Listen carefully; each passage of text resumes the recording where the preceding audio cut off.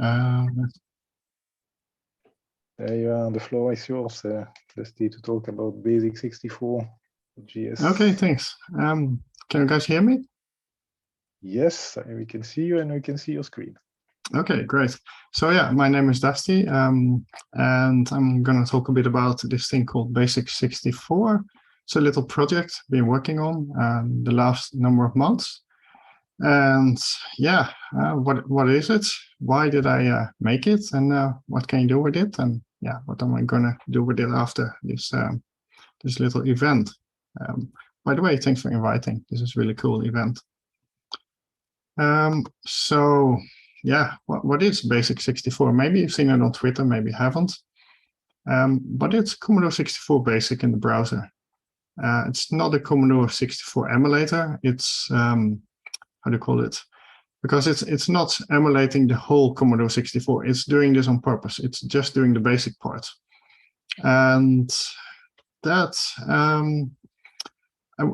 because I wanted to program a little bit in BASIC. The reason for that was I thought it was really easy to program in BASIC when I was younger, and then I thought, you know, learning the kids to program a little bit, but had some issues with how do you call it, with the real Commodore 64, and then I had with Vice. I thought it was yeah, you can do it, but it's a little bit tricky with the files and stuff. So I thought, and then I forgot about it, and then I found this little project called Apple II Basic. It's a web page. You can see it here on the bottom. Maybe I can share the link later, but it's basically Apple II Basic in a web page. And on the right side, you can type your code, and on the left side, you will just see the output, and it runs like an Apple II. So I just copied the code, and yeah, then I started modifying it. The first thing to do is the screen should be blue, of course, because Commodore 64. So that's how it started. And so yeah, let me show you how it looks like as well. Right, so you can go to this website. I can share you the link later on. If you get here, you can either start it as a desktop application or as a tablet application. So it's either going to run if you're on, I don't know, on like a laptop or so, or if you're on a tablet. So let's start this one. This is how it looks like. Commodore 64 Basic. Maybe notice that the introduction screen is different because it doesn't emulate the C64 completely, but just the basic part.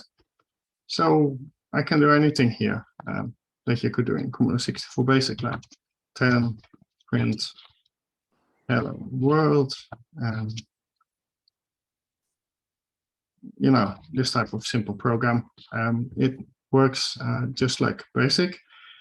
And let's see, there's a few more things I want to show you. And I'm pressing the wrong buttons here, sorry for that.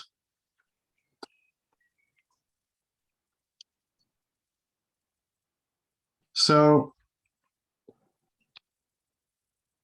what I did it for in the end, I was thinking, okay, I'm programming this thing, but why am I actually doing this besides the fact that it's really, really fun to do.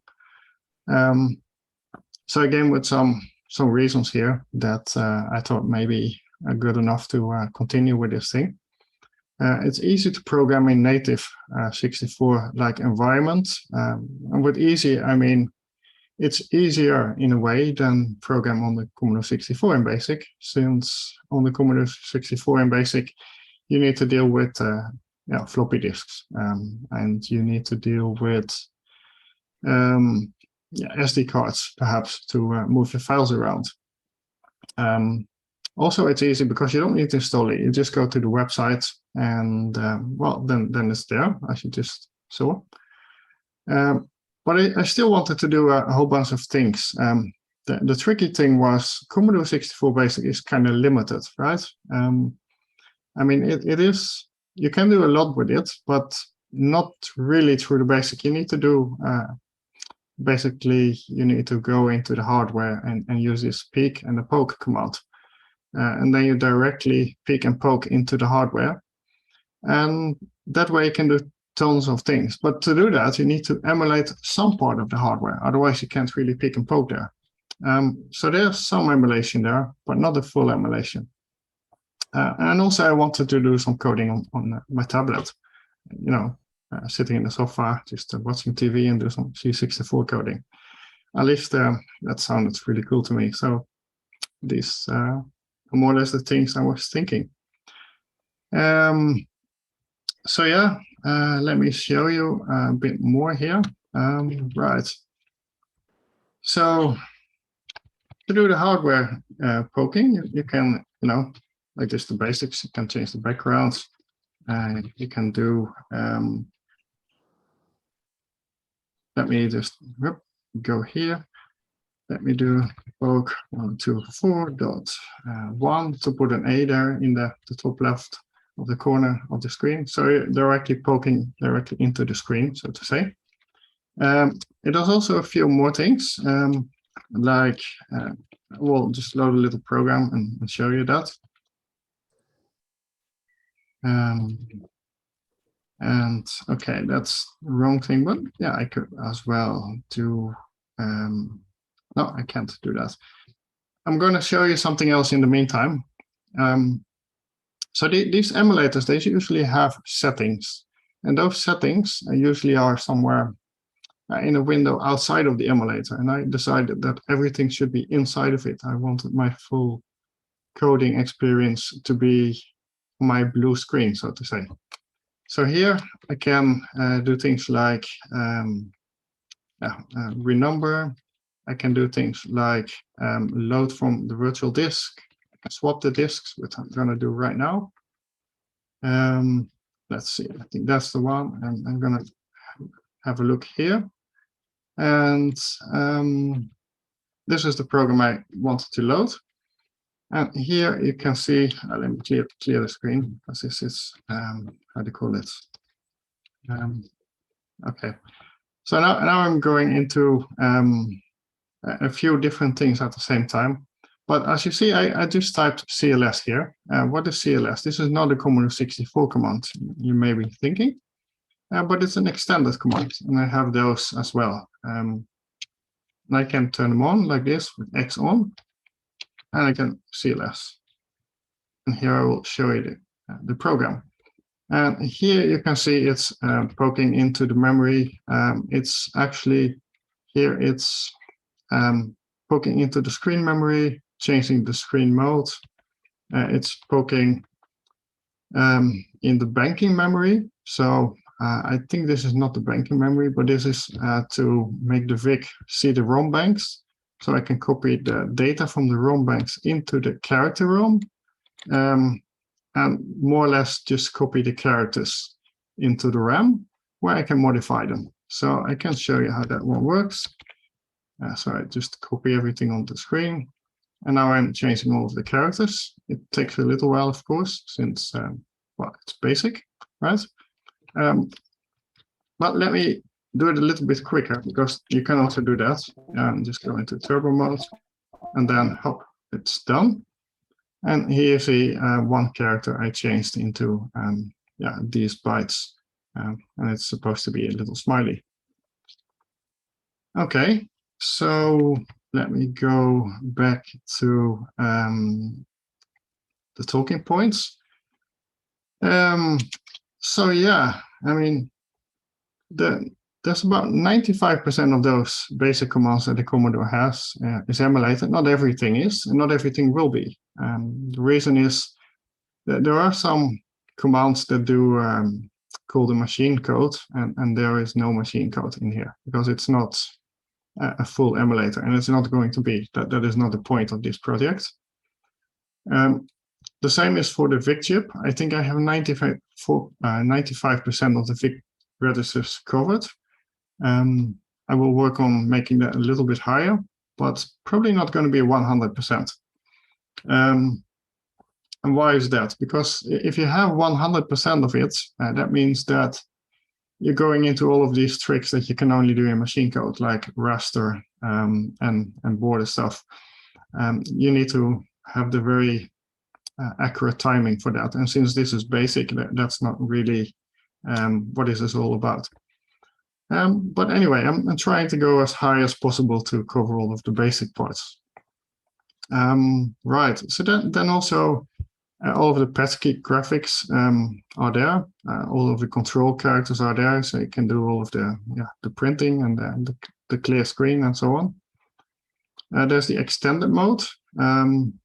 So if you want to go beyond basic, you can type some commands, like I already showed you, like CLS or graphics mode. And then you can go into graphics mode without using one single poke. And one of the funny things I found out when I was doing this, it was kind of interesting of making the parser. It was kind of simple to make a parser at all, but then to make it almost fully Commodore 64 compatible was a bit tricky. If you look at this little picture here, it says some strange things like if border then print me. It is like there is a command called border and there is a command print me, but those commands don't exist. The parser reads it like this. So if this is just a command, and then B, which is a variable name, and then or, which is an operation, and then there, which is another variable name. So it sort of splits this up into commands and variable names. It does this, and most parsers, they have space in between keywords, and the Commodore parser doesn't have. And that sort of was a little bit tricky to make work in the beginning, but now it does work. You can run this one either in Vice, or you can run it into the Basic64.js, which, by the way, is called Basic64.js because it's fully written in JavaScript. So yeah, what more can you do with it? Well, lots of stuff. You can do importing, exporting your programs to the clipboard or to the disk. There will be just plain text files. So you can edit them with your favorite editor also outside if you would want to do that. It has this local virtual disk emulation. So there is a disk emulated in the browser locally. It's not stored on the server, it's just on yours. And you can export it then, as a file and then import it to the next browser. And then you can have your virtual disk there. Then, as I already mentioned, there's something called the power menu.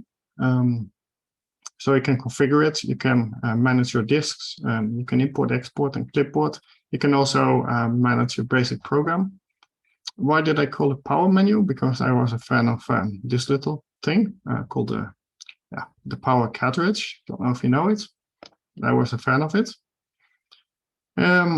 So yeah, I mean, let me just show you the power menu once more. To get into the power menu, you just press Tab or you press F9. Why both? Because F9 works nice on the PC and Tab works very much nice on the Mac. So if I do import here, I can just find a text file here. I don't know, take some random file here and run it. And this was way too quick, so I need to slow it down a bit. And so this was a text file you can just import like that, and you can export it as text files as well directly from the menu. What else can you do? You can export the whole virtual disk. So you could write it anywhere where you want to. I'm not going to do that. What else can you do? You can do strip pesky characters, which I think is kind of cool. Because if you have your text file, your basic file, sorry, your basic program, and convert it to a text file, and you got pesky characters in it, it's going to look very strange in an editor. So I'll make you an example. So if you do like this, okay. Right, I need to just hold on a second. Okay, I'm running a little bit in a problem here. Can't really show it to you. Maybe. Let me try like this. Right. Never run that. Right, this is orange. I already had orange, so that didn't really help. Let's make it another color. Right, this is blue, right? So this very special ASCII character is in here. Let me get rid of line 0. And if I do like this, strip the ASCII characters, then you see it has replaced it by this character string. And this is much easier if you want to import it, export it to a file and then import it into Vice. So that's one of the things you can do. Also clipboard. So for example, you can paste the program in here. For example, that works like this. Let's see if I can find right, my editor. Right, so this is a little program here. Need to go back into here. Just paste it. Ready, and now it's here. So that's kind of easy.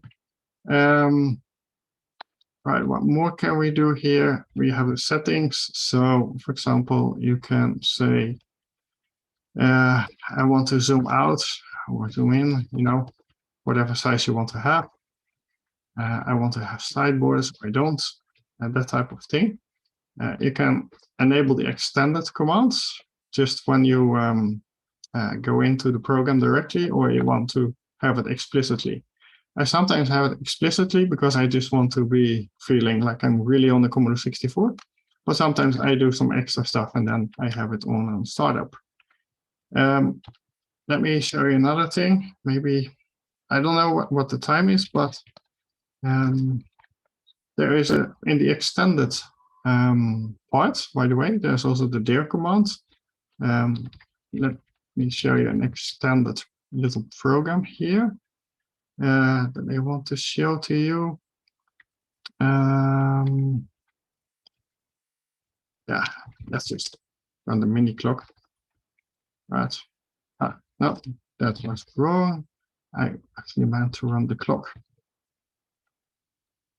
Okay, so this is a little clock program. And if I do like this, you see you're in Harris mode. So you can't really see what you're typing. This is probably syntax error here. So you need to do a whole bunch of pokes to get out of here. I thought this was a little bit cumbersome. So I introduced a command called panic. So you just type panic and then you're back into text mode and then you can read stuff again.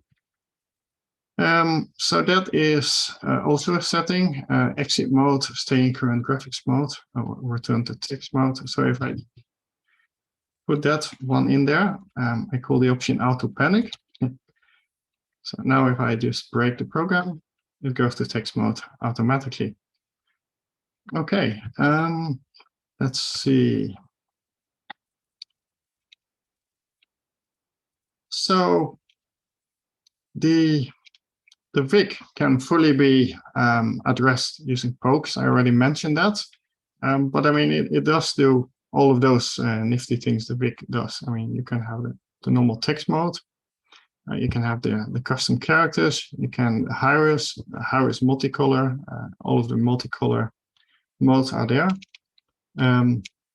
You can do the sprites. You know, you can have the sprites stretched here, as you can see.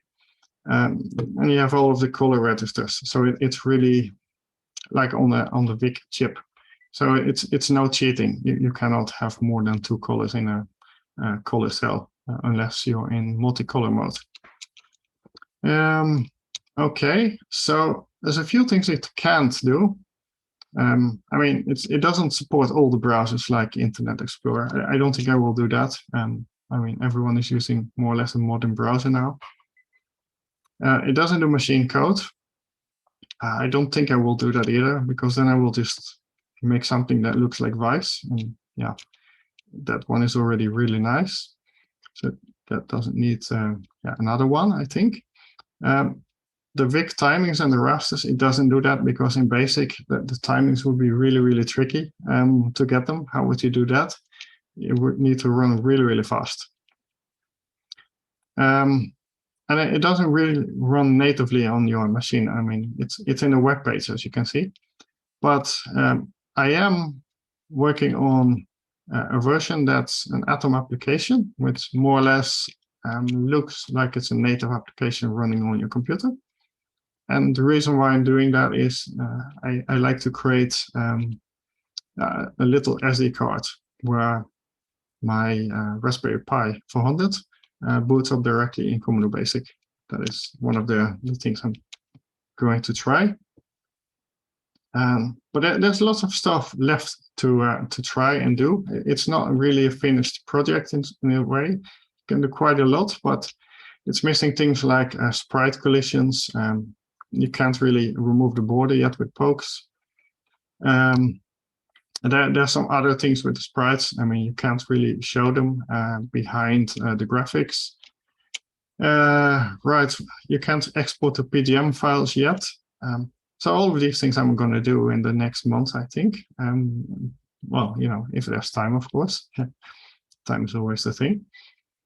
The upper and the lowercase and for the pesky font it isn't there yet.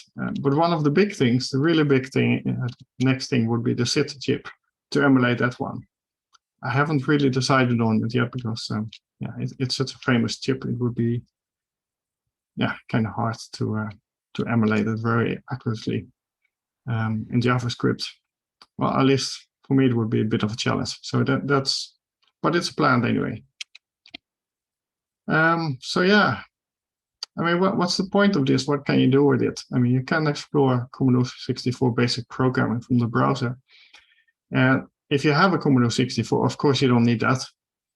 If you have an emulator, maybe you don't need this. But maybe this can have some, you know, you can go to a friend and just go to the web page and say, look, Commodore 64, this is how you programmed. And sort of a gateway for people to get interested in the Commodore 64 directly from the browser. You can create some basic games there. I mean, it does have the turbo mode, so you can do quite a lot. On the right hand, you see a little game I'm working on. You can also have the use it for managing your basic program. So you can renumber it and you can remap it to Petsky, as I mentioned. And yeah, I'm also doing a little project called Basic64. I can show it quickly, but that will be then the last thing. And then maybe some questions if you have any. So let's show that. This is Basic64. What is it? I mean, it doesn't look very much Commodore 64 at all, does it? But you can open a Commodore 64 here. Actually, you can open another one, and another one, and another one, and another one. You can go quite crazy with it if you want to. And you know, you can run stuff from here. For example, clock here, run. Just put it here because it's nice to have a clock. Right. You can also, everything on the disk, by the way, is also just in a menu here, so called disk. So I can, I don't know, play tic-tac-toe here. Let's park that. I can also do, show the pesky screen codes here. Let's do some Mandelbrot stuff all in the same time.